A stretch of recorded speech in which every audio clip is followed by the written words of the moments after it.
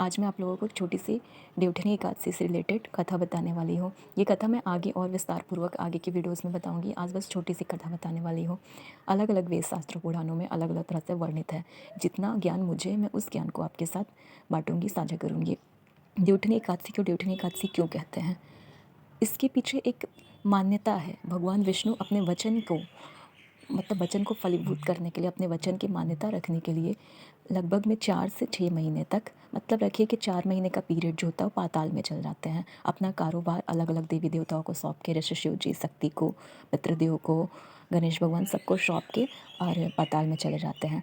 तो इसलिए जब वो पाताल में जाते हैं तो वो जो जाते उस काल को, उस दिन को देवशयनी एकादशी के नाम से जाना जाता है। जब वो वापस लौटते हैं उससे पाताल लोक से, वैकुंठ वापस लौटते हैं, स्वयं माँ लक्ष्मी उनको लेके आती है, उसे देवउठनी एकादशी के नाम से जाना जाता है। धूमधाम से उनका स्वागत किया जाता है।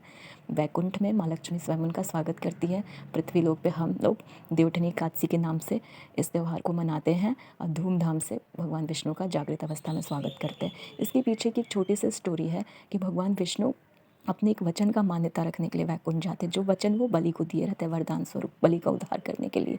जब भगवान विष्णु वामन अवतार लेते हैं, 3 पग में पूरी पृथ्वी को नाप लेते हैं। मतलब 3 पग वो इस तरह से रखते हैं कि एक पग वो धरती पे रखते हैं, जिससे पूरे धरती को नाप लेते हैं। दूसरे पग से पूरे आकाश को, पूरे देवलोक को। तीसरा पग वो स्वयं राजा बलि के सर पर रखते हैं, क्योंकि वो भिक्षाम में राजा बलि से यही मांगे रहते हैं दान में।